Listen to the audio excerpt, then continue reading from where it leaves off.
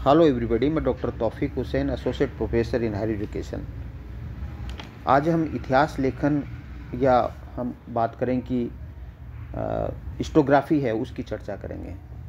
Historiography से हमारा तात्पर्य है कि इतिहासकार द्वारा अतीत का जो रिकन्स्ट्रक्शन किया जाता है, जो पुनर्निर्माण किया जाता है, उसको इतिहास लेखन कहा जाता है। जैसा कि आप जानते हैं कि इतिहास के अंदर है वो बदलावों का अध्ययन किया जाता है। अतीत के अंदर जो बदलाव आए, जो चेंजेज आए, जो परिवर्तन आए, उन परिवर्तनों का जो अध्ययन है वो इतिहास में किया जाता है। तो देखिएगा, इतिहास सबसे पहले जो इतिहास लेखन की जो परंपरा है वो एक प्रकार से आप जानते हैं कि ग्रीक के अंदर है इतिहास लेखन की परंपरा है, वो सबसे पहले वो प्रारंभ हुई और जिसको ग्रीको रोमन इतिहास लेखन है वो कहा जाता है। तो इसमें जो ग्रीक इतिहास लेखन का जो पिता है वो हेरोडोटस को माना जाता है, जिन्होंने एक तरह से, जैसे आप जानते हैं कि उन्होंने हिस्टोरिका नामक पुस्तक लिखी। और क्योंकि सर्वप्रथम है वो जो हेरोडोटस है, जो ग्रीक हिस्टोरियन थे, जिनको फादर ऑफ हिस्ट्री कहा जाता है, तो उन्होंने सबसे पहले इतिहास लेखन के जो सिद्धांत हैं वो प्रतिपादित किया और उन्होंने इस बात पर बल दिया कि किस प्रकार इतिहास लेखन है वो किन मापदंडों के आधार पर है, किस प्रकार तथ्यों का प्रयोग कर करके इतिहास है वो लिखा जा सकता है। तो देखिएगा, इतिहास जो हेरोडोटस है वो 5वीं-6वीं शताब्दी ईसा पूर्व में हुए और लगभग आज के 2500 साल पहले है वो हेरोडोटस ने है वो इतिहास लेखन की एक नई विधा है वो प्रारंभ की, या इतिहास लेखन की जो विधा है वो प्रारंभ की। तो लेकिन इतिहास तो जो मानव ने जब से इस पृथ्वी पर अपना जीना प्रारंभ किया तभी से इतिहास है वो एक तरह से माना जाना चाहिए। लेकिन इतिहास उसके जो क्रियाकलापों को है वो लिखने की जो एक नई विधा है, एक सिस्टमेटिक ढंग से लिखने की जो परंपरा है वो हेरोडोटस ने प्रारंभ की, इसलिए इसको इतिहास लेखन का पिता कहा जाता है। लेकिन हेरोडोटस ने जो लिखा उसके बाद में जो थुसिडाइडस है उसने इतिहास लेखन की जो वैज्ञानिक जो परंपरा है, वैज्ञानिक इतिहास लेखन है, उसको उन्होंने प्रारंभ किया। उनका मानना था कि एक तरह से क्या है कि जो एक तरह से जो प्रयोगात्मक जो इतिहास है वो लिखना है वो हेरोडोटस ने जो प्रारंभ किया। और इतिहास लेखन की जो सबसे प्राचीन जो परंपरा है, ग्रीक परंपरा है, और जो रोमन परंपरा है, इन दोनों को मिलाकर के हमें ग्रीको रोमन परंपरा हम कहते हैं। ग्रीक जो इतिहास लेखन की परंपरा को हेलेनिस्टिक इतिहास लेखन की परंपरा भी हम कह सकते हैं। तो एक तरह से हेलेनिस्टिक इतिहास लेखन की परंपरा है वो यूरोपीय संस्कृति का जो मूल आधार है वो भी माना जाता है। तो हम ये बात करें कि सबसे पहले जो इतिहास लेखन की जो परंपरा है उसका जो श्रेय है, इतिहास लेखन प्रारंभ करने का जो श्रेय है वो एक प्रकार से है वो ग्रीक्स को दिया जाता है।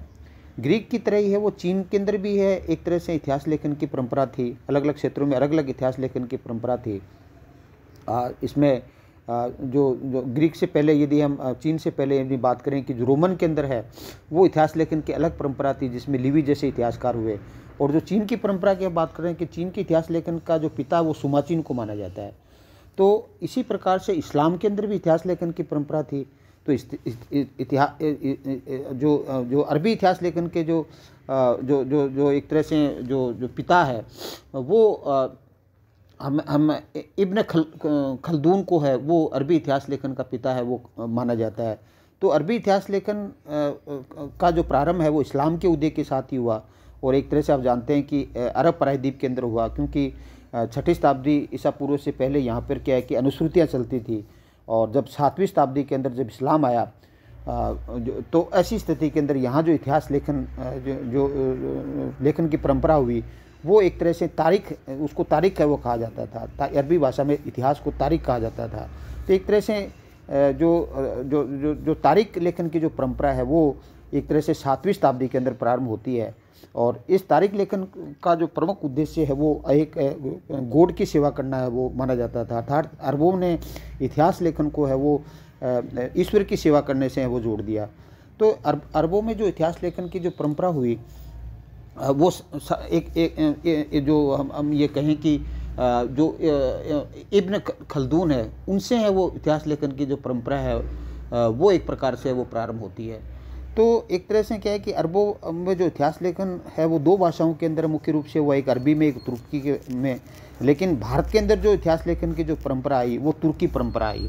और जैसा कि आप जानते हैं कि भारत में जो अरबों के जो इतिहास लेखन की जो परंपरा जो भारत के अंदर आई वो एक प्रकार से जो जो जो जो जो जो जो भारत के अंदर आने वाला जो पहला मुस्लिम जो इतिहासकार था वो अल-बरूनी था। और मोहम्मद गजनवी के शासनकाल के अंदर वो किस तरह से तुर्की आक्रमण के साथ ही वो भारत आता है और किस प्रकार उसने तारीख़-ए-हिंद नामक पुस्तक लिखी जिसमें 11वीं शताब्दी का इतिहास है वो हमें देखने को मिलता है। तो जो इब्न खल्दून है उसको अरबी इतिहास लेखन का पिता कहा जाता है। और जब इस्लाम आया तो ऐसी स्थिति के अंदर है, भारत के अंदर भी है, एक इस्लामी लेखन की जो परंपरा है वो एक प्रकार से वो प्रारंभ होती है। तो इस तरह से ग्रीक इतिहास लेखन की अलग परंपरा थी और एक तरह से जो इस्लाम के इतिहास लेखन की जो परंपरा है वो अलग थी और चीन के इतिहास लेखन की जो परंपरा है वो अधिक थी। जब भारतीय इतिहास लेखन की हम बात करें तो भारत के अंदर क्या है कि वेद पुराण है वो एक प्रकार से है एक इतिहास का एक तरह से जो वेद है, पुराण है, रामायण है, महाभारत है, जो वैदिक और वेदोत्तर से जो साहित्य है वो एक प्रकार से क्या है कि उसके रूप के अंदर है, उनको इतिहास है वो माना जाता था। और जो एक तरह से जो 18 पुराण है, 4 वेद हैं और बाकी जो वेदोत्तर साहित्य है, वेदांग जो है उसको एक तरह से है इतिहास माना जाता था। लेकिन भारत के अंदर जो परंपरागत जो इतिहास था वो इतिहास है उसमें यूरोप की तरह है, उसमें तिथियों को महत्व नहीं दिया जाता था क्योंकि इतिहास का प्रमुख उद्देश्य है लोगों का नैतिक उत्थान था। इसलिए कहानियों आदि के माध्यम से है वो उनको एक तरह से नैतिक उत्थान का है वो प्रयास है वो किया जाता था। तो भारत में इतिहास लेखन की जो परंपरा है वो एक प्रकार से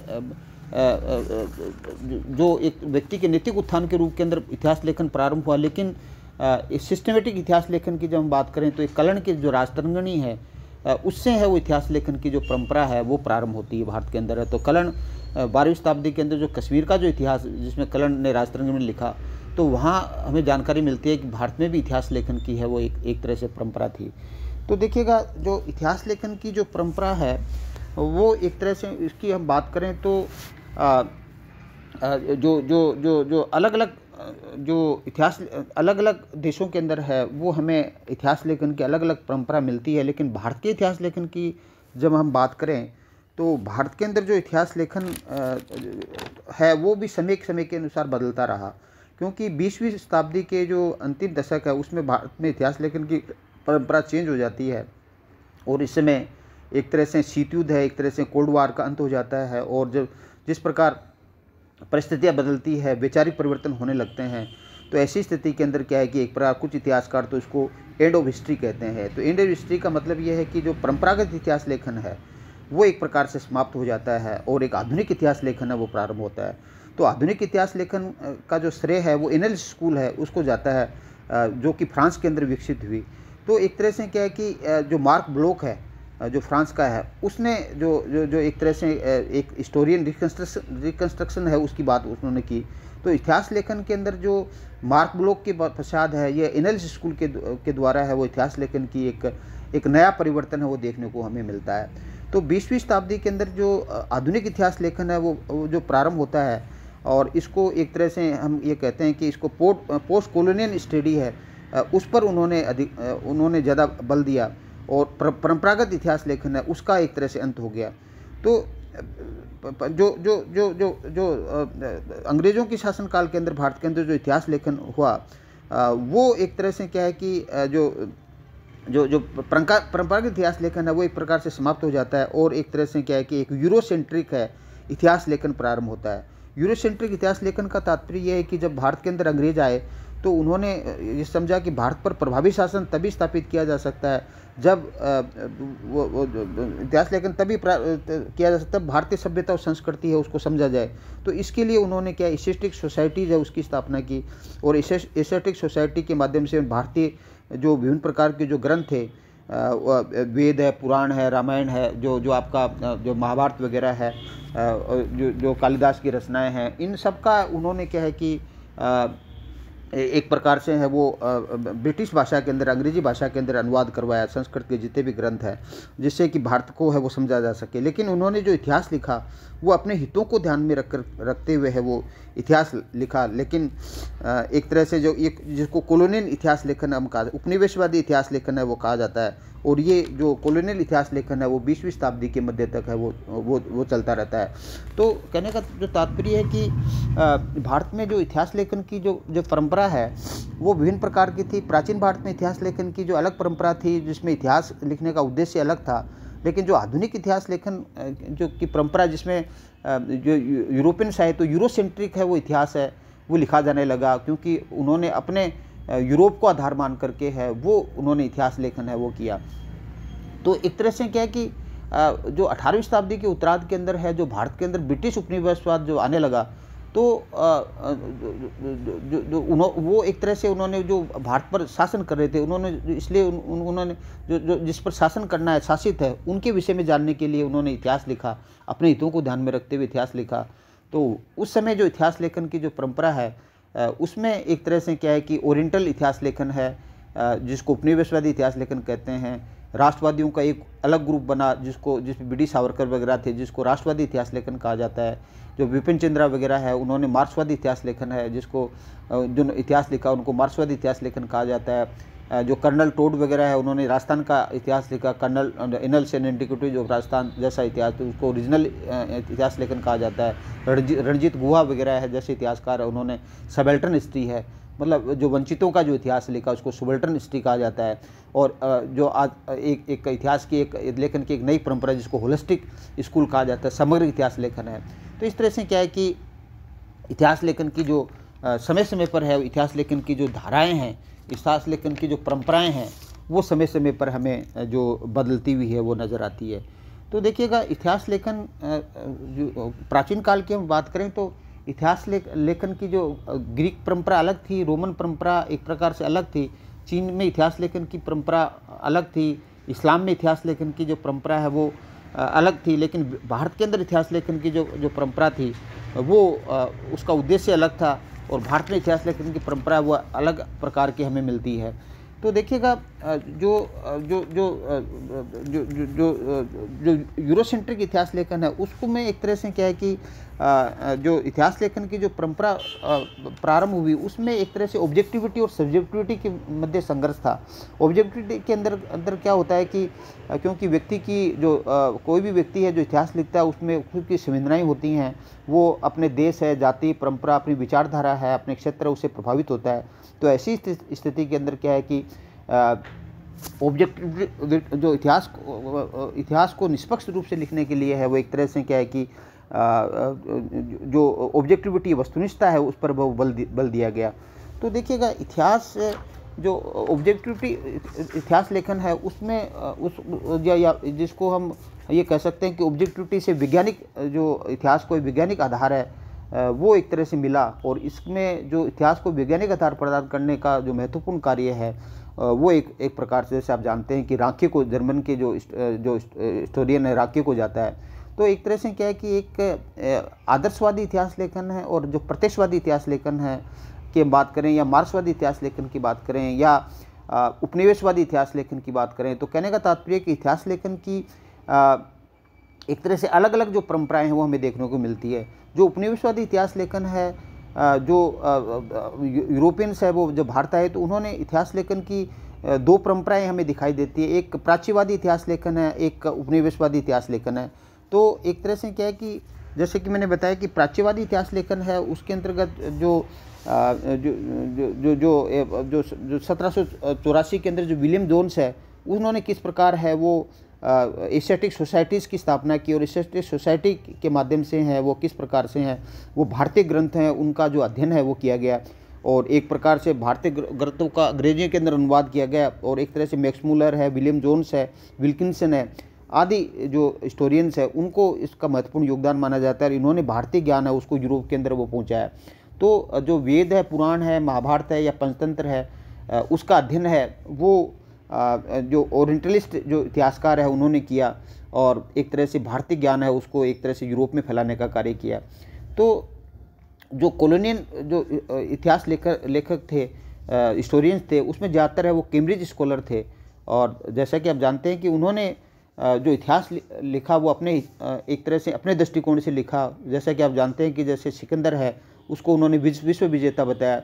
स्मिथ ने जो जितनी पुस्तक लिखी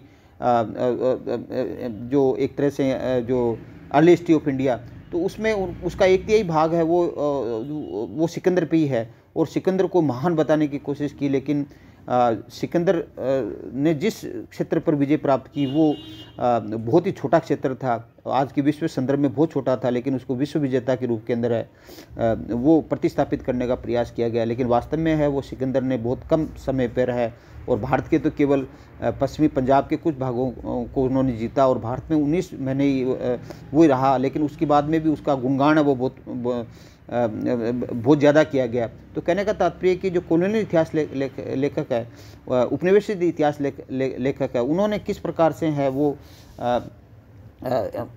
अपनी विचारधारा को है वो एक तरह से थोपने का प्रयास किया, अपने आप को सुपर साबित करने का प्रयास किया। उन्होंने वाइट मैन बर्डन की थ्योरी उन्होंने दी कि हम ज़्यादा कल्चर्ड हैं और सुसस करते हैं और ईश्वर ने हमें दायित्व दी है कि हम जो दुनिया के जो अविकसित जो देश हैं वहाँ पर अपनी संस्कृति का प्रसार करें। तो इस प्रकार से अपने आप को बड़ा साबित करने का उन्होंने प्रयास किया।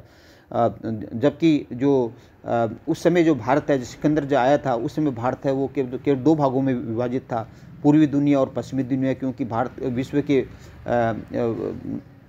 जब सिकंदर आया तो उस समय विश्व 2 भागों में विभाजित था, जिसको पूर्वी दुनिया और पश्चिमी दुनिया कहा जाता था। पूर्वी दुनिया के अंदर ग्रीस और रोमन वगैरह, जो पश्चिमी दुनिया उसके अंदर ग्रीस और रोमन वगैरह के प्रदेश आते थे और पूर्वी दुनिया है उसके अंदर भारत, चीन, जापान वगैरह के एरिया आते थे। तो एक तरह से क्या है कि दक्षिण अफ्रीका, ऑस्ट्रेलिया, ऐसे इन क्षेत्रों की जानकारी है वो विश्व को नहीं थी।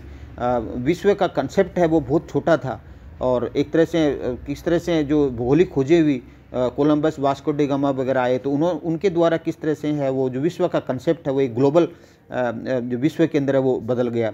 तो कहने का तात्पर्य कि जो विश्व की अवधारणा है वो एक तरह से है वो समय के साथ बदली और विश्व जो इसी प्रकार से इतिहास लेखन की जो परंपरा है वो भी है वो समय के साथ है वो बदलती रहती है। और किस प्रकार जो कोलंबस वगैरह है या जो विभिन्न जो भूगोलवेत्ता हैं, जो कैम्ब्राल वगैरह है, जो किस तरह से है वो आते हैं और एक तरह से क्या है कि पहले जो विश्व का जो कंसेप्ट था उसमें जो ध्रुवीय भाग था वो शामिल नहीं था। लेकिन जब भौगोलिक खोजें हुई तो ऐसी स्थिति में विश्व के कंसेप्ट में ध्रुवीय भाग वो शामिल होता है और एक तरह से जो वर्ड है वो ग्लोबल में बदल जाता है, वैश्विक रूप वो हो जाता है। क्योंकि एक तरह से जिस तरह से क्या है कि जो व्यक्ति का जो ज्ञान है वो जिस तरह से व्यापक होता गया उसमें जो परिवर्तन आते गए, उसी प्रकार से इतिहास लेखन की जो परंपरा है वो भी हमें बदलती भी दिखाई देती है। तो इस तरह से हम कह सकते हैं कि इतिहास लेखन की जो परंपरा है वो भिन्न भिन्न देशों के अंदर है वो भिन्न भिन्न थी। और किस प्रकार अब इतिहास लेखन के अंदर प्रारंभ के अंदर क्या है कि एक तरह से राजनीतिक इतिहास है उसको बल दिया जाता था, लेकिन आधुनिक इतिहास लेखन में है वो जो जिस प्रकार टेक्नोलॉजिकल चेंज हुए, सूचना क्रांति है वो हुई पोस्ट कॉलोनियल एज के अंदर है, तो इतिहास लेखन की जो अप्रोचेज है वो बदलती है। अब दलितों का इतिहास लेखन है वो लिखा जाने लगा, महिलाओं का इतिहास है वो लिखा जाने लगा, एक जो मार्जिनल ग्रुप है जिसको सबाल्टर्न कहा जाता है, जनजातियाँ हैं, किसान हैं, उनका इतिहास लिखा जाने लगा। तो इतिहास का जो दायरा है वो एक तरह से बहुत बदलता है और इसके साथ साथ जो इतिहास के जो स्रोत हैं उसमें भी परिवर्तन आता है। किस तरह से है वो लोकगीत वगैरह है उनको भी है वो इतिहास के स्रोत के रूप के अंदर है वो सम्मिलित किया गया। तो इस तरह से क्या है कि 19वीं शताब्दी के अंदर जो 20वीं शताब्दी या 19वीं शताब्दी के अंतिम दशक के अंदर जो चेंजेज आते हैं उन चेंज के कारण से, टेक्नोलॉजिकल चेंज के कारण से है वो किस प्रकार से है वो इतिहास लेखन की अप्रोचेज बदल जाती हैं। अब 20वीं शताब्दी के अंदर किस प्रकार से पर्यावरण के क्षेत्र में जो परिवर्तन हुए, तो ऐसी स्थिति के अंदर क्या है कि एक तरह से जो 20वीं शताब्दी के अंदर है वो जो पर्यावरण स्थिति उस पर भी एक तरह से ज़्यादा जोर दे दिया लगा, किस तरह से पर्यावरण है वो इतिहास की घटना को प्रभावित करता है। तो एक तरह से हम कह सकते हैं कि एक तरह से जो अशोक था वो किस प्रकार वाइल्ड लाइफ है उसके संरक्षण के अंदर है, वो किस प्रकार वो पशुओं के लिए धर्मशाला जो चिकित्सालय वो खुलाता है, और एक तरह से क्या है कि पशु जो पक्षी है उस पर हत्या पर प्रतिबंध लगा देता है। तो इस तरह से अशोक का जो पर्यावरण के प्रति दृष्टिकोण है उसको भी दिखाने का वो प्रयास किया गया। रणजीत गुहा है, उन्होंने किस प्रकार से क्या है कि दलितों का इतिहास लिखा और किस प्रकार इकोलॉजिकल जो चेंज हुए उनसे किस प्रकार किसान आंदोलन है वो प्रभावित होते हैं। तो इस तरह से ज्योग्राफिकल जो चेंज है, जो पर्यावरण के अंदर जो चेंज है उससे इतिहास की धारा वो किस तरह से बदलती है। तो इतिहास का दायरा है वो एक तरह से बदलता है। इतिहास के अध्ययन के अंदर इको फेमिनिज्म है या जब महिला अध्ययन है उसको भी जोड़ना वो प्रारंभ कर दिया। तो इस तरह से हम देखते हैं कि इतिहास का जो दायरा है समय के अनुसार है, जो टेक्नोलॉजिकल चेंज होते हैं उसके साथ साथ है वो इतिहास का दायरा बदलता है। अब यूरोसेंट्रिक जो इतिहास है उसके स्थान पर है वो इतिहास की लेखन की जो परंपरा है वो एक प्रकार से हमें चेंज होती हुई दिखाई देती है। तो इस तरह से हम कह सकते हैं कि समय के साथ साथ है वो इतिहास लेखन की जो परंपराएं हैं वो हमें बदलती हुई दिखाई देती है। तो जिस प्रकार इतिहास में हम चेंजेज का अध्ययन करते हैं उसी प्रकार से है वो इतिहास लेखन के अंदर भी परिवर्तन आता है। तो जैसे इस्लाम के अंदर है वो तारीख लेखन की जो परंपरा थी उसी तरह से क्या है कि जो अब वर्तमान के अंदर जो एक तरह से जो आर्कियोलॉजिकल सोर्सेज है, जो पेंटिंग वगैरह है, केव पेंटिंग है, उसको भी महत्व दिए जाने लगा। जैसे फ्रांस के अंदर अल्माटी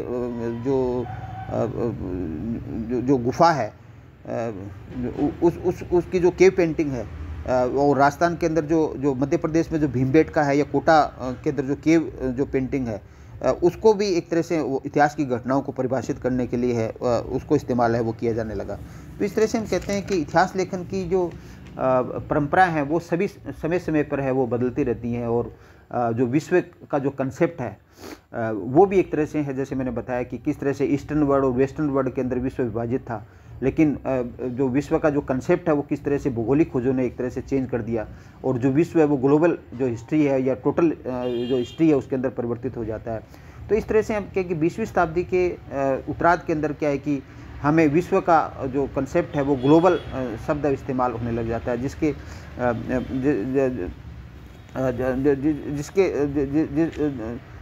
जिसके लिए है वो जो भौगोलिक खोजें उत्तरदायी मानी जाती है। तो इसी प्रकार से क्या है कि 19वीं शताब्दी के उत्तरार्ध के अंदर है वो जो रेशियल हिस्ट्री है वो भी लिखी जाने लगी, क्योंकि प्रजाति का जो सिद्धांत है वो एक तरह से आया। स्पेंगलर है उसने संस्कृतियों के जो इतिहास है उसका अध्ययन है वो एक तरह से किया। तो इस तरह से एक स्पेंगलर ने जो जैविक संस्कृति का जो अध्ययन किया तो उस कारण से क्या है कि एक तरह से संस्कृतियों का अध्ययन है वो एक प्रकार से किया जाने लगा। तो इस तरह से हम कहते हैं कि जो प्रारंभ के अंदर है वो जैनिज्म में धारणा थी कि दो सूर्य हैं, दो चंद्रमा है, उसकी जो धारणा है वो किस तरह से है वो चेंज होती हुई दिखाई देती है। तो इस तरह से हम कह सकते हैं कि इतिहास जो लेखन की जो परंपरा है वो एक तरह से है वो समय के साथ है वो चेंज होती हुई दिखाई देती है, और आगे भी है वो एक तरह से है वो चेंज होती हुई नज़र आएगी। वर्तमान के अंदर क्या है कि हिस्ट्री ऑफ मेमोरीज है उसका अध्ययन किया जाने लगा है, हिस्ट्री ऑफ जो थिंग्स है उसका अध्ययन करना प्रारंभ हो गया है, हिस्ट्री ऑफ विजुअल कल्चर है, डिजिटल हिस्ट्री है उसकी भी बात है वो होने लगी है। तो इस तरह से या ओरल हिस्ट्री की हम बात करें वो भी लिखा जाने लगा, उसको भी महत्व दिया जाने लगा। तो इस तरह से इतिहास की जो विभिन्न जो धाराएं हैं उसमें हमें जो परिवर्तन है वो दिखाई देते हैं। Thank you. जय हिंद, जय भारत।